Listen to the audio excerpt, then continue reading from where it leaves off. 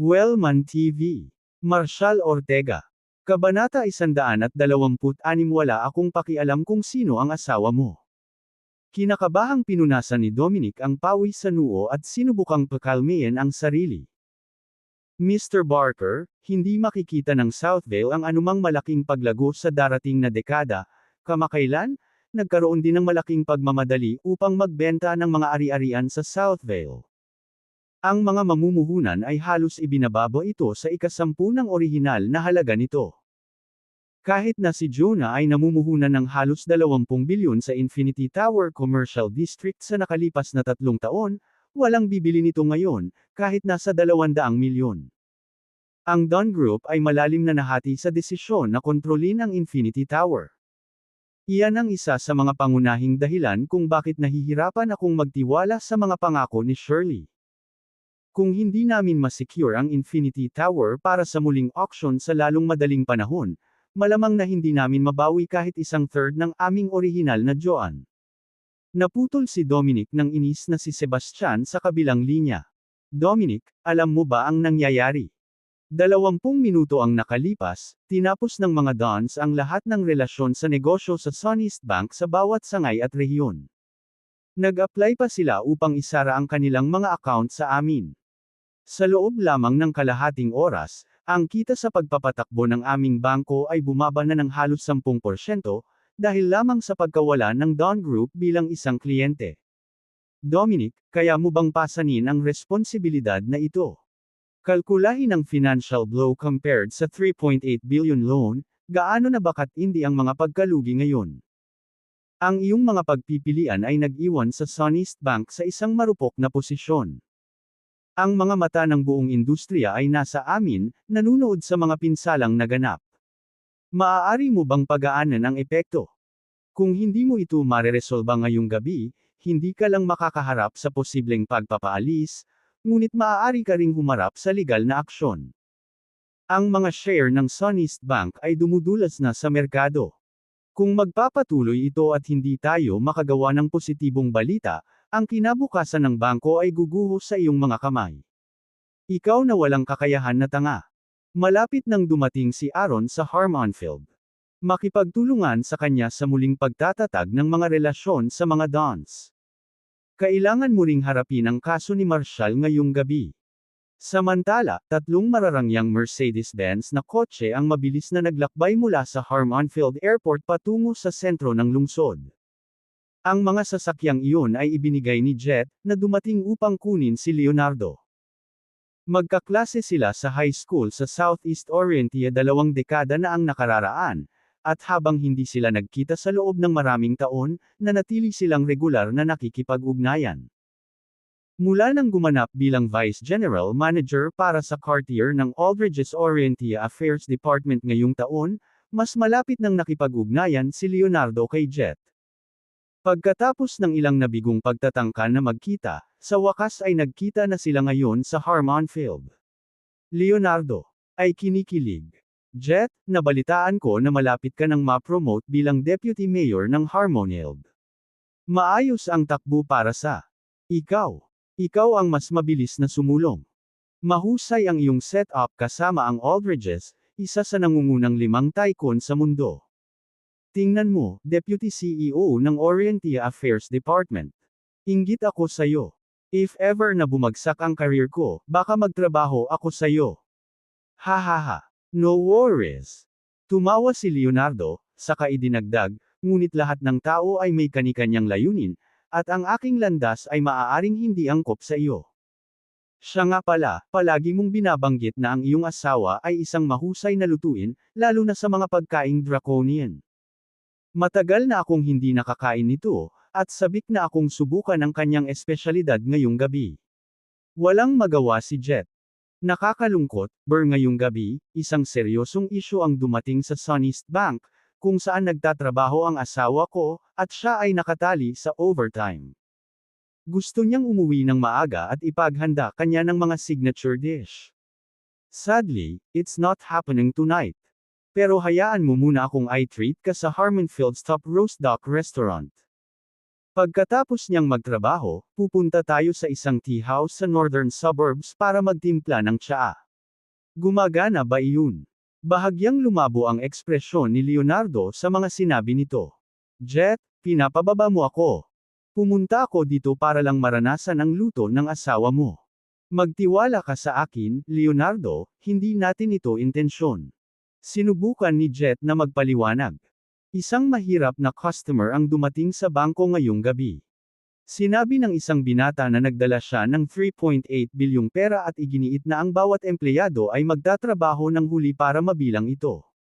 So far, wala ni isang bill ang nagpakita. I suspect it's a prank. Kumunot ang noo ni Leonardo. I can't believe someone would act so recklessly here in Draconia, let's go see it. Hindi ko matiis ang mga taong hindi sumusunod sa rules. It's time to get off work. Paano niya mapipilit ang mga tao na mag-overtime? Tara Leonardo, kain muna tayo, mungkahi ni Jet. Hindi, tingnan muna natin ito. Si Leonardo ay matatag. Alright, dahil hindi siya makumbinsi, inutusan ni Jet ang driver na dalhin sila sa Harmonfield ng Suneast Bank. Sangay. Sa puntong ito, dumating na si Aaron Sawyer, Vice President ng Suneast Headquarters, at ang kanyang team sa Business Hall ng Harmonfield Branch. Pangunahing layunin ni Aaron, lampas sa paghawak. Ang sitwasyong kinasasangkutan ni Marshall, ay ang makipag-ayos sa Dunn Group upang mapanatili ang kanilang buong portfolio sa pananalapi sa Suneast Bank. Pagtapak niya sa sanga, sinalubong siya ni Dominic at Leila at ibinalita ang sitwasyon. Lumapit si Aaron kay Marshall at sinabing, Mr. Ortega, paumanhin sa maling pamamahala ng ating bangko ngayon. Marahil ay maaari nating tugunan ang isyong ito sa ibang paraan. Mr. Sawyer, ang mga bagay ay lumaki hanggang sa puntong ito. Ang aking pananalapi ay nasa linya, at ngayon ay nagmumungkahi ka ng isang renegotiation. Mukhang naaangkop ba iyon sa iyo? Pinakamainam na lutasin ito dito at ngayon, dahil handa kang makalakam ng 3.8 bilyong cash upang mabayaran ang utang, tiyak na tinatanggap namin ito. Ngunit isaalang-alang ang praktikal na bahagi dito, ang galit ay hindi malulutas ang isyo, at ito ay mahirap na kolektahin ang halagang iyon sa cash. Kahit na may pasok mo ito ngayong gabi, hindi maitatala ng aming mga tauhan ang lahat. Nakangiting tugon ni Marshall, Mr. Sawyer, ang bangko mo ang dahilan ng sitwasyong ito, kaya hindi ko kailangan ng paliwanag mula sa iyo. Napagtanto na si Marshall ay hindi handang makipagkompromiso, si Aaron ay nakaramdam ng pagkabigo, bagaman pinananatiling magalang ang kanyang kilos. Alam niyang kailangan pa niyang makipag-ayos sa mga dons para mapanatili ang kanilang negosyo. Mr. Ortega, magagawa mo bang makipag-ugnayan kay Shirley, ang CEO ng Dunn Group? Nagpatuloy si Aaron. Maraming beses na naming sinubukan pero wala kaming narinig mula sa kanya. Nakataas ang isang kilay, sumagot si Marshall, Mr. Sawyer, huwag mo akong kaladkarin sa ganyan. Kung gusto mong makipag-ayos, dumiretso ka sa mga higher up sa Dunn Group. I'm only dealing with what's in front of me. Inis na inis si Leila. Mr. Sawyer, hindi mo na kailangang maging magalang sa kanya. Wala siyang respeto sa mga kaugalian sa lipunan at walang puwang sa iba. Maaga o huli ay maaabutan siya nito. Sa panunood ni Marshall, naisip ni Aaron sa kanyang sarili, siya ay bata, prangka, at walang nuance. Nagpatuloy si Leila na tinaasan ng boses si Marshall. Sa tingin mo ba kung saan ka dadalhin ng ganito? Ilang oras, at Mr. Sawyer ay naging magalang, ngunit kumilos ka na walang malasakit. Sino sa tingin mo ay makikita namin ang iyong mga kahihinatnan? Make up your mind, pinindot niya. Gusto mo bang makipag-renegotiate o hindi? Ngumiti ng mahina si Marshall. Kayo ang nagsara ng channel ng pagbabayad at tumanggi na makipag-ayos. Ngayon sinasabi mo sa akin na i-drop ang pagbabayad ng pera at gusto mong makipag-negotiate. Tumigas ang tono niya. Sa tingin mo, gagawin ko lang ang sinasabi mo. Sinabihan na ako ni Dominic na magbayad ng cash. So, cash ang binabayaran ko, and you have to accept it. There's no space for discussion. You, Leila, furious, pointed at Marshall, momentarily speechless. Sa sandaling iyon, huminto ang tatlong luxury Mercedes-Benz na kotse sa harap ng Suneast Bank. Pumasok si Jet sa lobby kasama si Leonardo at ang apat niyang bodyguard. Nang makitang napailing si Leila, sumimangot si Jet at bumulong kay Leonardo, "Stay here a moment. I'll go over and check things out." Lumapit siya kay Leila at nagtanong sa mahinang boses. "Anong nangyayari dito?" Nang makita ni Leila si Jet, tumayo siya ng tuwid at tinuro si Marshall. "Asawa ko ito." Anunsyo niya. Siya ang assistant ng Deputy Mayor ng Harmonfield, na nangangasiwa sa pananalapi at ekonomiya. Sinabi na ni Mr. Sawyer na umalis ka na. Ang usapin ng renegotiating nitong pagbabayad sa utang. "Wala akong pakialam sa ginagawa ng asawa mo," malamig na putol ni Marshall. "Ano ang mahalaga sa akin? How dare you disrespect my husband?" Galit na sigaw ni Leila. Siya ay isang opisyal sa antas ng lungsod. Pinutol siya ni Marshall sabay ngisi. "Wala akong pakialam kung sino siya. Anong karapatan niya para utusan ako? Umalis ka nga." Kabanata 127. Gusto na kita hiwalayan. Nang umalangaw-ngaw ang mga salita ni Marshall sa lobby ng Suneast Bank, tumahimik ang buong silid. Saglit, nagulat lang, at ang lahat ng mata ay napalingon kay Han. Hindi sila makapaniwalang maglalakas loob ang binatang ito na magsalita ng ganoon. Kung tutuusin, ang asawa ni Jet Leila ay ang katulong sa Deputy Mayor ng Harmonfield. Sa loob ng 6 na buwan, siya ay inaasahang maging pangunahing kandidato para sa Deputy Mayor. Dati nang hawak ng kanyang ama ang posisyong iyon, at si Jet ay nagtayo ng isang malakas na network sa loob ng pamahalaang lungsod at sa iba't ibang industriya. Sa kanyang unang bahagi ng 30s, nagkaroon na siya ng isang kilalang tungkulin at malawak na itinuturing bilang isang taong may potensyal na umangat pa, posibleng maging alkalde o kahit na mas mataas na provincial post. Ang bukas na pagwawalang bahala ni Marshall kay Jet ay kahanga-hanga, at tila tiyak na ang kinabukasan ni Marshall sa Harmonfield ay nasa panganib na ngayon. Pinagmasdan ni Leonardo ang eksena mula sa malayo, nakasimangot sa kawalang galang na kinakaharap ng dati niyang kaklase. Natarante siya nang makitang may humarap kay Jet ng buong tapang. Galit siyang tumingin kay Marshall. Ang pagiging bata at walang kabuluhan ay naiintindihan. Gayunpaman, kung hindi marunong magpigil si Marshall sa sarili, maging mayabang, at hindi nagpakita ng respeto, malalayo na ito. Humakbang si Leonardo, namumuo ang galit. "Paano ka nakakapagsalita ng ganyan?" Saway niya sabay turo sa Marshall. "You lack any respect. The bank is trying to work things out with you, and you're being this uncooperative. My friend from the city government spoke to you civilly, yet you," but as he looked closer, Marshall, expression a familiar, unnerving smile made Leonardo freeze in his tracks. Ang takot ay bumalot sa kanya, ang kanyang isip ay tumatakbong maalala kung sino si Marshall. Bagamat si Leonardo ay naglakbay ng malawak at nakilala ang lahat ng uri ng mga tao, hindi pa niya naramdaman ang ganitong uri ng takot. Nanlaki ang mga mata niya sa gulat, at napaatras, saglit na hindi nakapagsalita. Palibhasa'y walang pakialam sa reaksyon ng kaibigan, kinuha ni Jet ang mga sinabi ni Leonardo bilang pagpapakita ng suporta at nginisyon. "Anak, isa akong opisyal ng pamahalaang lungsod, kaya iiwasan kong magsalita ng hindi propesyonal. Ngunit hayaan mo akong bigyan ka ng babala." Ang katayuan ni Leonardo ay higit pa sa anumang maiisip mo. Kung may balak kang gawin ito sa paraang walang ingat, mas mabuti pang tumapak ka ng maingat. Tumaas ang isang kilay ni Marshall. "Oh, trying to intimidate me." Tumawa siya. Si Leonardo, ang deputy CEO ng Aldridge's, na may background sa Phoenix Vanguard. "Ibig sabihin ba ng kaklase mo na assistant ng deputy mayor, iba't ibang paraan ang maaari mong gamitin para harapin ako? Sa mga koneksyon mo." Namutla si Leonardo, bumilis ang tibok ng puso habang nahihirapang huminga. Nakatuon ang kanyang tingin kay Marshall, na ang kalmadong pag-uugali ay nakadama sa kanya ng labis na pangamba. Napansin na ngayon ng lahat, pati na sina Jet at Leila, na si Leonardo ay nakatitig kay Marshall na parang nakakita ng multo. Sa wakas, si Leonardo ay nag-ipon ng lakas ng loob na magsalita, ang kanyang boses ay mababa at magalang, Mr. Ortega, maaari ba kitang makausap ng pribado? Tumango si Marshall na may bahagyang ngiti. Want to talk? Sure. Tara doon tayo sa VIP room. Yes, Mr. Ortega. This way, please, sagot ni Leonardo na bahagyang yumuko at sumusunod kay Marshall na parang nasasakupan. Napatingin ang lahat sa lobby, nagulat sa biglaang paglilipat.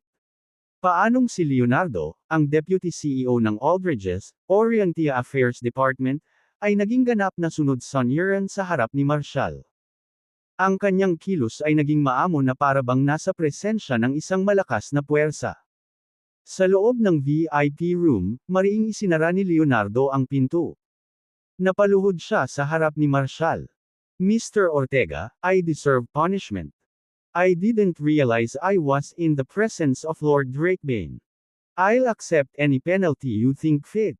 Malamig na ngumiti si Marshall. It's fine. It's not too late to realize now. Kung ngayon ka lang nagsabi ng isa pang salita, iniwan mo na ang bangkong ito bilang isang bangkay. Si Leonardo ay nakatitig kay Marshall nang may takot, nanatili sa lupa, masyadong natatakot na iangat ang kanyang ulo. Lord Drakebane, ito ay aking pagkakamali. Ang tanging naiisip niya ay ang madugong labanan sa Phoenix Vanguard Headquarters mula sa ilang taon na ang nakalilipas. 3 taon na ang nakalilipas, dala ng tukana ng isang tao, hayagang hinamon ng mga pinuno ng Phoenix Vanguard si Divine Drakebane at sinubukan pa siyang patayin. Sa loob lamang ng isang gabi, nag-iisang nilipol niya ang halos 500 mga disipulo ng Phoenix Vanguard. Sa huli, ang kanilang pinuno, si Cassian, ay lubos na natalo, na nagsusumamo sa Divine Drakebane na iligtas sila. Mula noong araw na iyon, tiningnan siya ng Phoenix Vanguard bilang kanilang walang hanggang master. Ang bawat disipulo ay dapat magpakita ng paggalang sa Divine Drakebane kapag nakita nila siya. Maaaring asahan ng sinumang hindi gumalang sa kanya ang walang humpay na pagtugis ng mga alagad ng Phoenix Vanguard. Sa loob ng maraming taon, ang alaala ng mga bangkay at mga ilog ng dugo mula sa gabing iyon ay nagmumulto kay Leonardo. Si Marshall ay parang isang Diyos na pumapatay, at siya ay nakakatakot. Muling humarap kay Divine Drakebane, lalo na pagkatapos magsalita ng walang galang, nanginginig siya sa takot. Lord Drakebane, may kailangan ka bang hawakan ko? Cool na sagot ni Marshall. Kailangan ba kita dito? Umalis ka na sa Draconia. Yes, Lord Drakebane. Hindi ko na ipapakita ang mukha ko dito. From that moment on, I put ties with Jet. May kailangan ka pa ba? Wala, umalis ka na lang. Yumuko si Leonardo at walang tigil na tumayo, awkward na naglakad palabas ng VIP room at pumasok sa lobby. Napansin ni Jet ang distressed look ni Leonardo at mabilis na nagtanong, Leonardo, anong nangyayari? Saan ka pupunta? Jet, tandaan mo ito, wala na tayong ugnayan mula ngayon. Dahil doon, sumakay siya at ang 4 na bodyguard sa isang kotse at umalis, naiwan ang lahat sa lobby ng bangko na mukhang nalilito. Walang ideya si Jet sa nangyayari. Matapos ang pakikipagtagpo niya kay Marshall, biglang tinapos ni Leonardo ang kanilang 15 taong pagkakaibigan. Ano ang nangyayari? Tinitigan niya si Marshall na papalabas ng VIP room, lubos na naguguluhan. Ano ang sinabi ng lalaking ito kay Leonardo? Nakita rin ni Leila na nakakalito ang eksena. Nang makita niya si Marshall na papalabas, sumigaw siya, "You jerk! Anong ginawa mo sa kaklase ng asawa ko? May balak ka ba laban sa kanya at nagsasabi ng mga katakot-takot na bagay tungkol sa asawa ko? To find out going on. Don't think you can act without consequences just because the dons are back on you." Classmate ng asawa ko is. Hindi pinansin si Leila, dumaan si Marshall sa kanya at dumiretso sa gitna ng lobby. Gusto siyang komprontahin ni Jet, ngunit tumunog ang kanyang telepono. Ito ay ang Deputy Mayor, Zion. Mabilis niyang kinuha, "Hello, Mr. Parker. What do you need?" Sa kabilang dulo, malamig ang boses ni Zion. Jet, bilang opisyal ng lungsod, isinali mo ang iyong sarili sa mga bagay na hindi dapat. Dumating ang mga ulat na nag-aakusa sa iyo ng pangho-hold up, panunuhol, at maling paggamit ng mga pampublikong ari-arian kasama ang iyong asawa. Nagsimula na ang mga pagsisiyasat, at dapat kang bumalik upang tumulong sa pagsusuri. Gayun din, dapat kong ipaalam sa iyo na wala ka na sa pagtakbo para sa susunod na posisyong Deputy Mayor. Jet, binaygo mo talaga ako. Ingatan mo ang sarili mo. Tinapos ni Zion ang tawag, naiwan si Jet na parang tinamaan ng kidlat. Ano ang nangyayari ngayon? Hindi lamang ang kanyang matandang kaklase na si Leonardo ang nagputol ng ugnayan, ngunit ang kanyang dating promising na karera ay gumuho.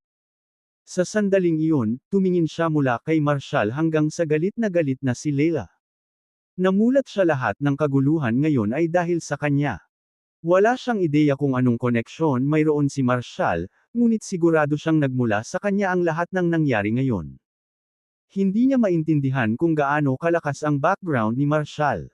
Leonardo. Nanginig ang buong katawan nang makita si Marshall. Kaya, ang pagkakakilanlan at katayuan ni Marshall ay dapat na pambihira. With this realization, mabilis niyang nilapitan si Marshall, magalang na sinabi.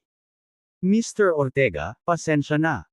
Hindi siya pinansin ni Marshall, nakikipag-chat kay Jonah na parang walang kwenta ang kaguluhan sa paligid. Nakaramdam ng pagkatalo si Jet. Napagtanto niya na ang isang maimpluwensyang tulad ni Marshall ay hindi mag-aaksaya ng oras sa isang tulad niya. Ang kanyang pag-iisip ay nagdulot ng galit sa loob niya. Kung si Leila ay hindi naging napakayabang at nangingibabaw, ipinagmamalaki ang kanyang trabaho kung saan-saan, hindi sana tataas ang mga bagay hanggang sa puntong ito. Ngayong dumating na ito, wala nang babalikan. Galit na galit siyang lumingon kay Leila at sinampal ito sa mukha. Kawawang babae ka. Gusto kitang hiwalayan.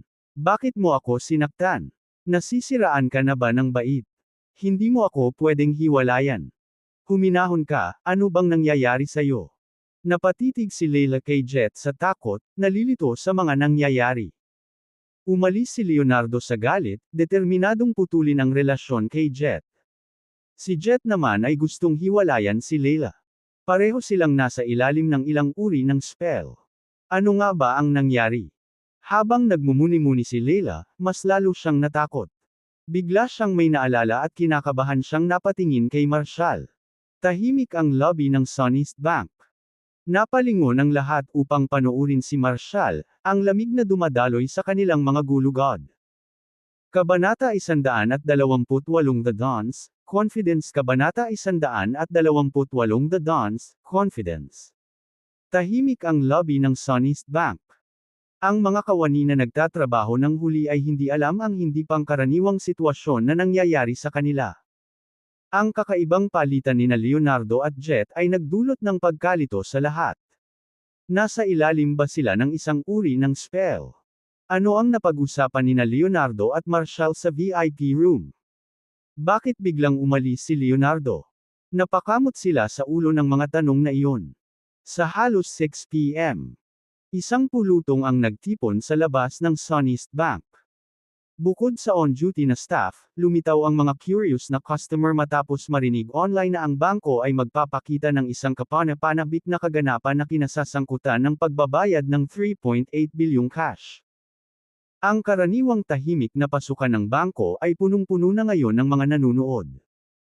Biglang nagsisigawan kasabay ng tunog ng mga makina, dahilan para magkagulo ang mga tao. Mabilis silang naghiwalay para gumawa ng paraan. 4 na luxury Mercedes-Benz na kotse at isang Rolls-Royce ang huminto sa pasukan ng bangko. Lumabas sa Rolls-Royce sina Shirley, Amber, at isang dosenang bodyguard na nakasuot ng suit. Bitbit ang mga briefcase, sinundan nila si Shirley sa maayos na paraan habang patungo sila sa lobby. Pagkapasok ay tinawag ni Shirley. Marshall, pasensya na sa paghihintay sa iyo. Nakasecure na ako ng 1 bilyong pera, at 1 pang bilyon ang papunta sa SunEast Bank. Don't worry.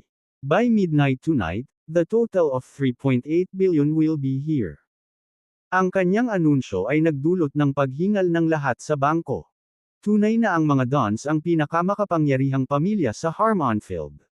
Ang mock-alacom ng 3.8 bilyong cash sa loob lamang ng ilang oras ay isang kahangahangang gawa. Ang unang bilyon ay dumating na sa bangko. Sinasaksihan ang karangyaan sa paligid ng SunEast Bank. Nakaramdam ng pagkatalo si Dominic. Nagsisi siya na naniwala siya kay Howard at tinanggihan ang mga salita ni Shirley. Nawala sa kontrol ang sitwasyon, at napagtanto niyang hindi na niya kayang ayusin ang gulo na kanyang ginawa. Si Aaron, ang Deputy President ng SunEast Headquarters, ay natigilan nang makitang si Shirley ang bisita. Hindi niya inasahan na ang mga Dons ay makakaipon ng 1 bilyong pera sa napakaikling panahon. Ayon kay Shirley, ang natitirang pera ay papunta na at makakarating sa bangko pagsapit ng hating gabi. Mabilis na inayos ni Aaron ang sarili at nilapitan siya, at sinabing, Ms. Don, Aaron Sawyer, ang Deputy President ng SunEast Headquarters bago pa siya makatapos. Nilampasan siya ni Shirley nang walang sulyap. Nagmamadali siyang lumapit kay Marshall at humingi ng tawad, Marshall, pasensya na. Nasa meeting ako nang tumawag ka, at wala akong ideya na mangyayari ito. Huwag kang mag-alala kung sino ang nagkasala sa iyo ay babayaran mo ng 10 ulit o kahit 100 beses. Ang kanyang mga salita ay nagpalamig sa lahat ng tao sa bangko. Galit na galit talaga ang mga Don. Kung may nanakit kay Marshall, sisiguraduhin nilang mahaharap ang tao sa matinding kahihinatnan. Iyon ang kanilang tiwala. Hindi lamang ang sangay ng SunEast Bank, ngunit maging ang lakas ng punong tanggapan nito ay namutla kumpara sa Don Group. Tila malinaw na ang SunEast Bank ay nakagawa ng isang malaking pagkakamali sa pagpukaw sa kanila. Nang makitang hindi siya pinansin ni Shirley, awkwardly na itinaas ni Aaron ang kanyang kamay saglit, pilit pa ring pinipigilan ang kanyang ngiti habang lumalapit muli sa kanya. Ms. Don, ikinagagalak kitang makilala. Ako ay, hiningi ko ba ang input mo? Malamig na sambit ni Shirley. Kausap ko si Mr. Ortega, at nakakainis ang daldal mo. Nang matapos siya, 2 bodyguard mula sa Dons ang pumasok para harangan ang daan ni Aaron. Nakaramdam siya ng hiya sa mga masasakit na salita nito. Sa kabila ng kanyang posisyon bilang Deputy President, nakatagpo siya ng maraming makapangyarihang indibidwal na hindi nakakaramdam ng ganitong kaba. Sa presensya ni Shirley, sabik na sabik siya kaya tuluyang nakatakas sa kanya ang mga salita. Ang matapang at hindi sumusukong paninindigan niya ay hindi siya nagkaimik. Sa pagmamasid sa matatag na kilos ni Shirley, napagtanto ni Marshall na talagang galit siya. Sa isang malumanay na ngiti, sinabi niya, okay lang. Please sit and relax for a bit. Unti-unting naglaho ang galit ni Shirley. Sa sandaling iyon, nakita ni Jet, na labis at desperado, ang pagdating niya. Kaagad, naunawaan niya na malamang na sinuportahan ng impluwensya ng Dons ang makapangyarihang katayuan ni Marshall. Kung maaari niyang makuha ang kanilang kapatawaran, marahil ay mailigtas niya ang kanyang sitwasyon. With that in mind, mabilis siyang nilapitan. Ms. Don, ikinagagalak kitang makilala. Ako si Jet, ang assistant ng Deputy Mayor. Wala ba kayong sense? Hindi niyo ba nakikitang nagsasalita ako? Umalis kayo dito, wala akong pakialam kung sino kayo. Putol ni Shirley, ang malamig na titig nito ay nagpatigil kay Jet sa kanya. Nang mapanood iyon ay napakunot ang noo ni Leila. Shirley Don, your family business is only a private enterprise. What gives you the right to act high and mighty in front of Jet? He's a city official, bago pa siya makatapos ay sinampal siya ng mariin ni Jet. Pinausap ka bang magsalita? Hamak na babae ka. Sinira mo na ang lahat. Umalis ka na lang. Natigilan si Leila na hinawakan ang pisngi niya, takot na nakatingin sa asawa, napagtantong hindi iyon ang Jet na kilala niya noon. Ano ang nangyayari ngayon? Parang nagbago ang lahat. With a calm smile, Marshall said, Shirley, have a seat. I'm fine. I didn't ask you to come here with cash. Nagmamadaling tumayo si Jonah at lumapit. Ms. Don, pleased to meet you. I'm Jonah Ferguson. This whole situation today is because of me. I'm sorry. Tumango si Shirley at sumagot, Mr. Ferguson, hindi mo ito kasalanan. Kung ano man ang desisyon ni Marshall, susuportahan ito ng mga Dons. Magtiwala ka sa akin. Sisiguraduhin ng Don Group ang Infinity Tower. She continued, ayusin muna natin yung loan repayment then we can discuss the rest. Mr. Stone, simulan na ng iyong team ang pagbilang ng pera. Mabilis na nagtrabaho si Dominic, nagtalaga ng mga gawain sa lobby ng bangko, kung saan isinantabi ng mga tauhan ang kanilang mga bulong at masikap na binilang ang perang ibinigay ni Shirley. Sumilip sa pagitan ng dalawang bodyguard, tumingin si Aaron kay Shirley at bumantong hininga. Ms. Don, pwede ba akong magkaroon ng sandali para magsalita? Sinenyasan niya ang kanyang mga bodyguard na tumabi, pinayagan siya. Awkwardly, sabi niya, Ms. Don, misunderstanding ang mga pangyayari ngayon. Ngumuso si Shirley. Enough of that. Misunderstanding or not, we both know the truth. Just get to the point. I don't have time to beat around the bush. Napabuntong hininga. Nagpatuloy si Aaron, pumunta ako rito mula sa kabisera ng P-Marshal siya para talakayin kung may pagpapatuloy ng mga Don ang pakikipagnegosyo sa aming bangko. Hinding-hindi. Malamig na putol ni Shirley. Ang Don Group ay hindi na muling gagana sa Sunnyest Bank, kahit sino pa ang magtanong hindi ang presidente, hindi ang iyong mga shareholder. Tapos na tayo dito. Nabasag ang kalmado ni Aaron, at napawi ang kanyang ngiti. Matangkad siyang tumayo, bumubulong, ang mga Don ay di umano ang pinakamalaking pamilya sa Harmonfield, ngunit mukhang makitid ang isip mo. Dahan-daang tumangala si Shirley, malamig ang mga mata. Nasa Harmonfield ka. Mag-ingat ka sa sasabihin mo. Ang mga Dons ay hindi kasing amo ng iniisip mo. Nang inag si Aaron sa ilalim ng kanyang mga titig, ganap na naiintindihan ang bigat ng kanyang mga salita. Sa loob ng mahabang panahon, may mga alingaw-ngaw tungkol sa kung paano ginawa ni Drake ang kanyang kapalaran isang alamat sa kanyang sariling karapatan. Napagtanto ni Aaron na hahayaan niyang lumayo ang kanyang mga salita sa isang walang ingat na sandali. Alam niyang hindi magiging madali ang pag-alis dito ngayong gabi kung hindi siya basta-basta tatapakan. Samantala, abala ang mga staff sa bangko sa pagbibilang ng 1 bilyong cash na dinala ni Shirley. Sa labas, ang mga tao ay muling napukaw ng mga tunog ng mga makina ng sasakyan habang 7 o 8 Hummers ang papunta sa pasukan ng bangko. 12-dosenang mga lalaki na nakasuot ng itim na suit na may mga briefcase na inihain sa lobby, sa pangunguna ni Ryger at Sean. Kabanata 129. Si Marshall ay isang troublemaker. Sa labas ng Harmonfield branch ng Sunnyest Bank, nagkaroon ng biglaang buzz sa gitna ng mga tao. Hindi ba Mr. Ryger and the Devil yan? Bakit sila napapaligiran ng napakaraming tao na may dalang mga kaso? Mukhang bilyon-bilyon ng pera. Nandito ba si Mr. Ryger para bigyan ng pera ang batang iyon, si Marshall? Sino naman si Marshall para makaakit ng mga ganyang hypo-red figures? Ryger. Nagde-deliver ng pera sa kanya. Is this young guy from a powerful family? May mga nakatagong bigwig talaga si Harmonfield. Ang mga kawani ng bangko sa Sunnyest Bank ay parehong nabigla nang makita si Ryger at ang mga miyembro mula sa Dominion.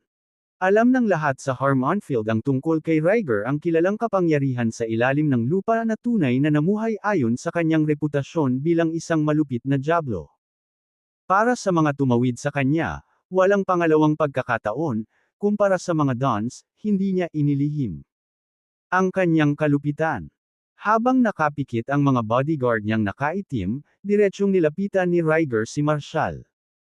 Mr. Ortega, I saw the video online. I didn't expect someone in Harmonfield to have the nerve to mess with you. What do you want to do about this? Pagkatapos mabayaran ang utang, maaari nating punitin ang bangkong ito kung gusto mo. At kung hindi sapat iyon, haharapin ko yang magulo, Dominic. Nang bumaba ang boses ni Ryger, namutla si Dominic at nagsimulang manginig. Nais niyang mamatay na lang siya. Kung akitin niya ang atensyon ng Abyssal Dominions Ryger, walang lugar para sa kanya sa Harmonfield. Sinubukan niyang kumawala para magtago sa likod ng counter, ngunit hinawakan siya ni Sean at kinaladkad sa harap ni Ryger. With a mocking grin, bahagyang tinapik ni Ryger ang chubby chick ni Dominic. Kilala mo ba kung sino si Mr. Ortega? How dare you treat him this way? Not to worry, Mr. Ortega, a principled man. I won't do anything that might harm his reputation. But as for what you've done, you know what is that?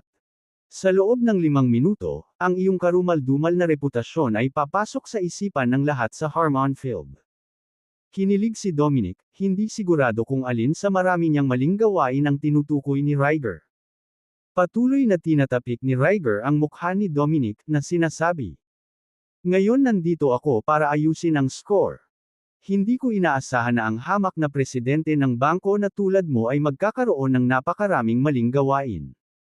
Mula nang maging presidente ka sa Sonest Bank, nag-iingat ka ng mga mistress higit sa 1 dosina. Naniniwala ako. Inimbestigahan ng mga tauhan ko ang eksaktong bilang habang nag-uusap tayo.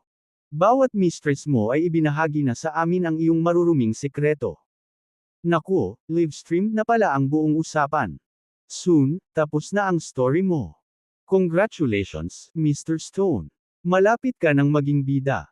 Ngayon lang napagtanto ni Dominic ang buong saklaw ng kanyang kalagayan. Siya ay lubos na nakulong. Nang makita ang kawalan ng pag-asa ni Dominic, sinampal siya ng malakas ni Ryger. Bilasan mo, bilangin mo ang 1.5 billion na dala ko. Nakatayo doon si Dominic, gulat na gulat at panghihinayang. Sa isang sandali, tuluyan niyang nakalimutan na kukuha sana siya ng magbibilang ng perang dinala ni Ryger.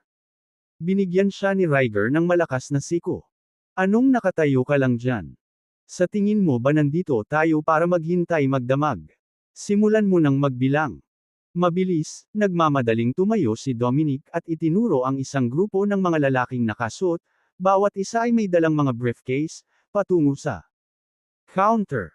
Hindi nagtagal, huminto ang isa pang 8 mamahaling sasakyan sa labas ng bangko. Lumabas sina Daphne at Rita, parehong may poise ng mga modelo. 20 bodyguard, ang catch na matataas na hindi bababa sa 6 na talampakan ang taas ay pumasok sa bangko dala ang kanilang mga briefcase.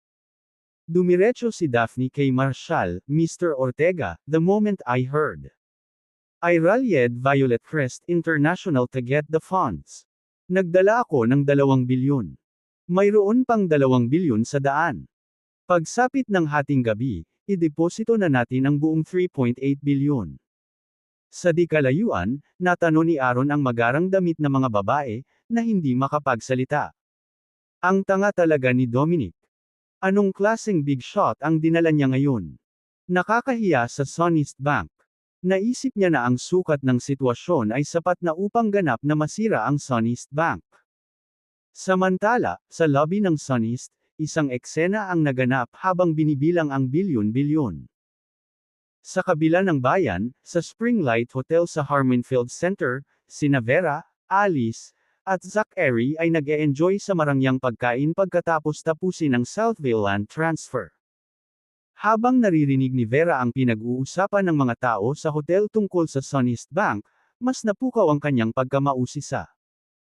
Inilabas niya ang kanyang telepono, para lamang malaman na ang nagte-trend na balita ay tungkol sa pagbabayad sa Sonest, at direktang kinasasangkutan nito si Marshall. Napatingin si Alice at nakita niya ang parehong balita. Pagkatapos pagsamasamahin ang kwento, hinayaan niyang tumawa ang mapang-uyam. Gulo. Talagang magulo si Marshall. Parang hindi siya nakikiramdam maliban na lang kung pinupukaw niya ang mga bagay-bagay. Ang mga taong tulad niya ay palaging gumagawa ng mga bagay na nakakabaliw para lang manatili sa spotlight. Ang Infinity Tower ay nawala na sa dahilan, ngunit kinumbinsi niya ang mga dons na tanggapin ito. Sa totoo lang, huwag mong makuha ang nakikita ni MS Don sa kanya na nagpapanatili sa kanya. Balang araw, ang Don Group ay nasa gilid ng pagbagsak, salamat sa kanya. Sumabay naman si Zachary na tumatawa. Tipikal yan sa mga taong hindi gaanong magawa, nag-iinarte sila. Tinanggihan ng bangko ang pagbabayad ng transfer ni Marshall at sinubukang agawin ng Infinity Tower, kaya nagmatigas siya na nagdesisyong magbayad ng 3.8 bilyong cash. Hindi lang niya iniisip. Napangisi si Zachary, humigop ng alak. Sinamon silang dalawa ni Vera ng masamang tingin. Alice, you should at least acknowledge that Marshall resolved your immediate problem. For you, bilyon-bilyon din ang na-invest ko. Umiling si Alice. Vera, maaring naibenta ko na ang lupa ko kay Marshall at naayos ko na ang krisis ko, pero hindi ibig sabihin na na-appreciate ko ito. He's just trying hard to impress me, blowing this way out of proportion. Hindi ko pa rin siya masyadong iniisip.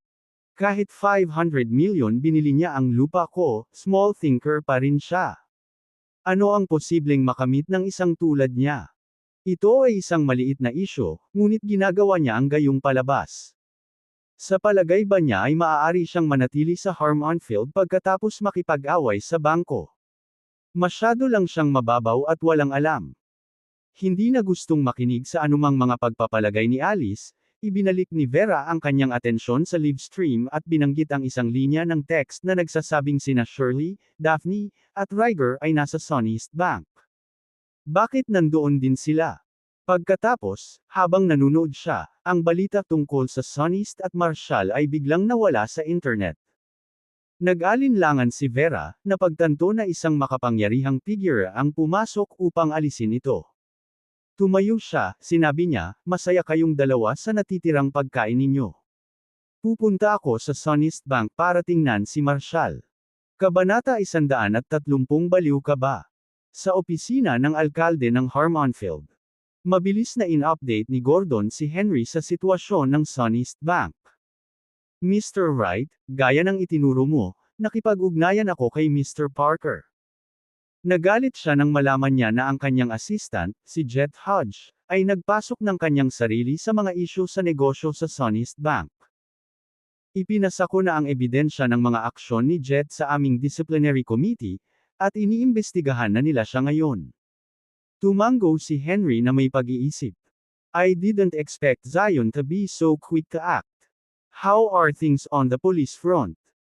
Kinuha ni Gordon ang mga record at nagpatuloy, sa sandaling nagbigay ka ng utos, inabisuhan ko at ipinarating ang mga tagubilin sa Deputy Mayor, Marcel Fisher, na nangangasiwa sa mga usapin sa politika at legal ng lungsod. 10 minuto ang nakalipas, inutusan ni Mr. Fisher ang Chief of Police, Peter Shelton, na magtungo kasama ang higit sa kalahati ng ating kapulisan sa Sonest Bank upang mapanatili ang kaayusan. Mabuti, sagot ni Henry, kitang-kitang gamaan ang loob. Sa sobrang dami ng pera at sa napakaraming mga mata dito, kailangan natin ang lahat ng kamay sa kubyerta upang panatilihing kontrolado ang mga bagay. Sa pag-uutos ni Marcel sa pulisya na panatilihin ang kaayusan ng publiko, gamaan ang pakiramdam ko. How's Marshall progressing? Any updates? Nang makitang nasiyahan si Henry sa kanyang mga pagsisikap, nagpatuloy si Gordon, batay sa mga pinakabagong ulat, ang Dons, Violet Crest International, at Ryger ay nakakuha ng humigit kumulang 1 bilyon at ipinadala ito sa Sonest Bank. Sa kabuuan, iyon ay 5 bilyong cash higit pa sa sapat upang matulungan si Marshall na bayaran ang mga utang sa bangko ni Jonah. At saka, may mas maraming pera papunta sa Harmon-Field habang nagsasalita kami. Tumango si Henry. Si Marshall ay nakalikom ng 3.8 bilyon. Kapansin-pansin iyon. Talaga, sir. Sagot ni Gordon, tumango bilang pagsang-ayon. Tinupad niya ang kanyang salita, na isang malaking tagumpay, lalo na sa wala pang kalahating oras. Wala pang nakitang katulad nito ang Harmon-Field. Minaliit ng mga tao ang Dons. Alam ni Henry na ito ay mas kaunti tungkol sa mga Dons at higit pa tungkol sa network ng makapangyarihang mga kaalyado ni Marshall. Gayunpaman, huwag nating masyadong pag-aralan ito. Sa ganoong kalaking cash na dumarating ng sabay-sabay, napakadali para sa mga bagay na hindi makontrol.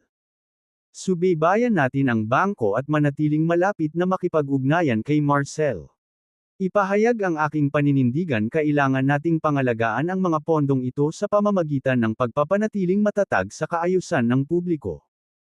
Gayun din, ipaalam sa mga nauugnay na departamento na tanggalin kaagad ang lahat ng video coverage ng Sonest Bank. Hindi na natin hahayaang lumaki pa ang isyung ito. Dapat ay clear ng pulisya ang mga tao sa paligid ng Sonest Bank para maiwasan ang mga potensyal na stampedes at pigilan ang anumang malisyosong aksyon mula sa mga nanunood. Panatilihin akong updated sa sitwasyong pangseguridad sa labas ng bangko sa lahat ng oras. Bukod pa rito, ang mga pakikitungo sa pagitan ng Sun East Bank at Marshall ay napapaloob sa mga karaniwang operasyon ng negosyo, kaya habang ang kanilang mga transaksyon ay malaki, wala silang ginawang ilegal. Ang pulisya ng Harmon-Field ang tanging may pananagutan sa pagtiyak ng kaligtasan ng publiko at pagpapanatili ng kaayusan. Siguraduhing naiintindihan ni Zion, Marcel, at Peter na dapat nilang iwasan ang pakikialam sa mga transaksyon sa negosyo. Ang aming mga pulis ay nakatalaga sa labas ng bangko para sa seguridad, at hindi sila dapat pumasok sa gusali upang maiwasan ang anumang hindi pagkakaunawaan. Naiintindihan ko. Sisiguraduhin kong malinaw sila sa mensahe mo. Sumagot si Gordon, tumatango-tango habang naiintindihan ang mga utos ni Henry. Hindi sila dapat makialam sa mga hindi pagkakaunawaan sa sibil, dahil ang hindi pagkakaunawaan sa publiko ay maaaring humantong sa isang seryosong pangyayari. Kasunod ng mga utos ng pamahalaang lungsod, 80% ng mga pulis ng Harmon-Field ay ipinadala sa perimeter ng Sun East Bank. Dumating si Marcel sa lugar, habang pinangunahan ni Peter ang mga pagsisikap na ikalat ang mga nanunood. Samantala, inutusan ng online na surveillance team ng pulisya ang lahat ng lokal na platform na alisin ang content sa cash repayment ng Sun East Bank para mapigil ang sitwasyon. Sabik na masaksihan ang cash repayment. Nagtipon-tipon ang mga manunood, ngunit napanatili ng pulisya ang isang kordon, na nagpapahintulot sa kanila na panoorin lamang ang mga mamahaling sasakyan mula sa malayo. Nang umalis si Vera sa Springlight Hotel, sinamahan siya nina Alice at Zachary. Wait up, Vera, gusto rin naming makita ang show ni Marshall mamayang gabi. Bulalas ni Alice, kumikinang sa kanya ang saya. Mata. Ito ay isang malaking gulo. Kahit na gusto ng mga dons na tulungan siya, hindi nila maaaring pagsamahin ang ganoong kalaking pera ng napakabilis. Gustong sabihin ni Vera sa kanya na dumating na sa bangko sina Shirley, Daphne, at Ryger. Maaaring wala kaagad si Marshall ng buong 3.8 bilyon, ngunit kung sinusuportahan siya ng mga pangunahing manlalaro ng Harmon-Field, magiging maayos siya. Hindi ito maaaring baliwalain ng Sun East Bank maliban kung plano nilang umalis sa lungsod. Gayunpaman, nang marinig ang mga panunuya ni Alice, hindi naramdaman ni Vera na magpaliwanag. Napangisi si Alice. Halos hindi siya kumapit. Kung hindi niya binili sa amin ang proyekto ng Southvale bago ang gulo na ito, kami ay natigil sa mga walang laman na plots. Serves him right. Sana putulin siya ng mga dons para hindi niya mapanatili ang mga pukana na iyon. Sa tingin ba niya yayaman siya sa mga iyon? What a joke. Hinayla si Vera sa isang tabi, idinagdag ni Alice, oh, at siya nga pala. Sinabi ni Marshall na ang pera na ginagamit mo ay hiniram sa kanya. Huwag mong kunin ang lupa, kunin mo lang ang pera. Kinagat ni Vera ang kanyang mga labi, ayaw sumagot. Naawa siya kay Alice. Baka isang araw, mauunawaan ni Alice kung gaano katanga ang ugali niya kapag nakita niya ang totoong katayuan ni Marshall. Kahit na ang mga makapangyarihang figure tulad nina Shirley at Daphne ay gumagalang kay Marshall, sino si Alice para maliitin siya. Ang totoong trahedya ng isang payaso ay hindi napagtatanto na sila ay isa. Tumikim si Zachary. Alice, kung tinanggap mo ang kanyang proposal, magiging lahat ka na sa balita ng Harmon-Field bilang isang big star ngayon. Binigyan siya ni Alice ng mahinang sipa. As if I'd never go for a shallow show-off like him. He's so full of himself, totally lakang depth. Ang yabang niya ang magiging downfall niya balang araw. Napabuntong hininga si Vera.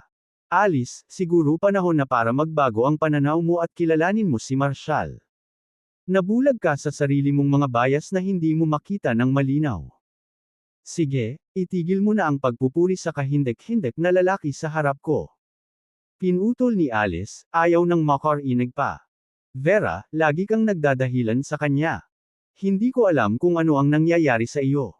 Paano ka mahuhulog sa isang taong kasing bangis ni Marshall? Walang magawang umiling si Vera. Fine. Fine, hindi ko na siya isasama sa'yo. Basta tandaan mo, kung ikaw regret this later, wag mong sabihing hindi ako nag-remit isama siya. Ngumisi si Alice.